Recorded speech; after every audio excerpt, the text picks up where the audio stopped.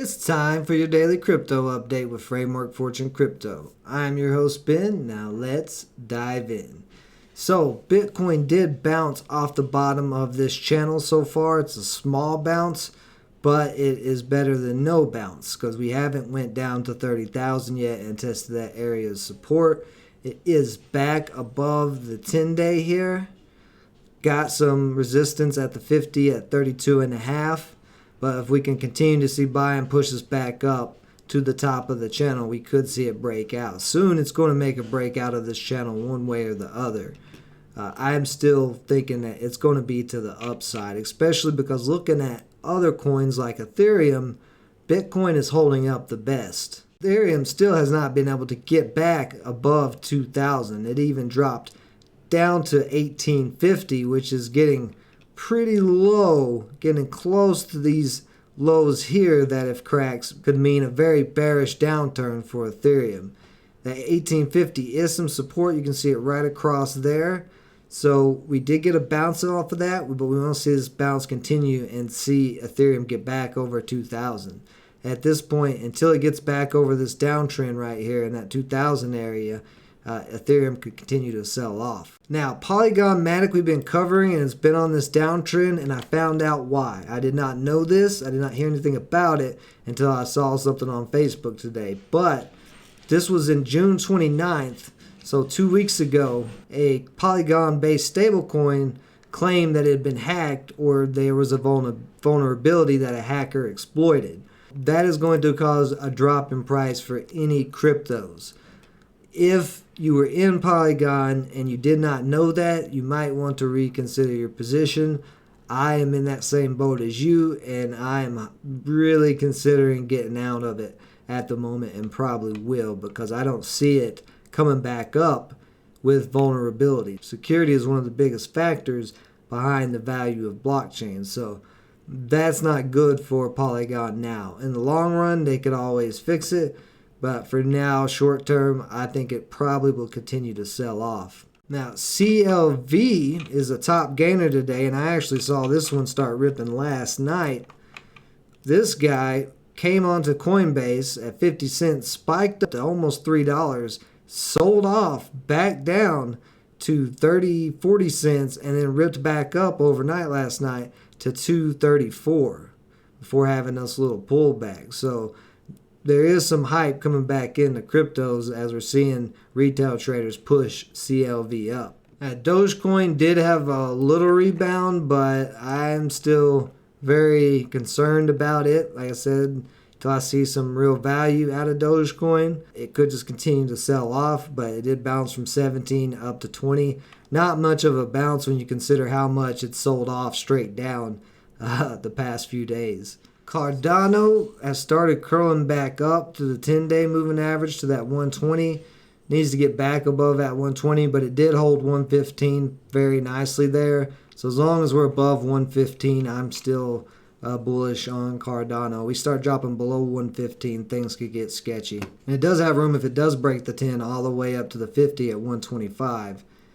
So there is some space there for about a 7-cent move if it rebounds. Cosmos getting bought up in the 10 to 11 range. Once again, every time it's hit down in between 10 and 11, buyers are coming back in and pushing it up. Now this last little stream of buying is a little sketchy.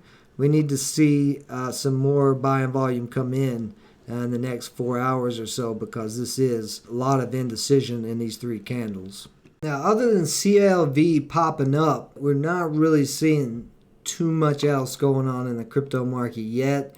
Still just right above those support areas of a lot of these, just trying to hold and get some rebounds. So with the stock market dropping, I've started seeing a couple of headlines that is Bitcoin going to be the new asset for inflation, with inflation being high and the stock market possibly about to drop. Yes, Bitcoin could be, but it also could not be. We don't know. There's not enough data on Bitcoin. It's only been around for 10 years compared to the stock market and gold and silver, which have been around a lot longer. I do see Bitcoin as being a hedge for some people. People who invest in crypto probably are going to continue to buy Bitcoin. And with other countries starting to make it legal tender at a time where fiat currencies are not performing so well, we very easily could see Bitcoin become that hedge. Whether it will outperform gold or be a better hedge than gold, all of that is hard to say. And I'm not a big fan of considering Bitcoin that way because it is very volatile. When big volume comes into it, you get huge spikes and huge drops. And when you're trying to preserve wealth, that can be hard to deal with, especially mentally and psychologically as an investor and trader. So undoubtedly, we will see some money come into Bitcoin. Now, whether the rest of the crypto market gets any of it, because those are a lot more speculative plays, and in economic downturns like this, speculation plays usually lose volume. Bitcoin has more data and more time as being a secure blockchain for transaction than any of the other ones. So it is the safest of these speculative assets. That's not saying that it's safe.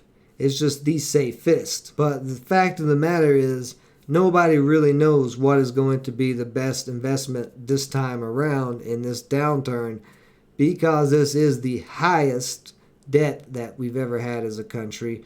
This is some of the most dire circumstances that we've been in as a country. And inflation is on pace for the highest record number of ever. So with those three factors, there's really not any way to tell what is going to be the survivor for the next few years. I'm in the camp that I think cryptocurrencies are not going anywhere and they solve a lot of our current problems. So I think in the long run, there is plenty of value to have some cryptocurrencies for sure. And I definitely think that Bitcoin, if it can hold up here, will show its strength as a real contender in the asset world. So that's all the coins that I'm going to cover for today. If there's currently any coins that I'm not covering that you'd like me to cover on a weekly basis, leave it in the comments below and let me know your thoughts on the current moves we're seeing in the crypto market and which way it's headed. Appreciate everybody joining me as always. Stay safe out there. Until next time.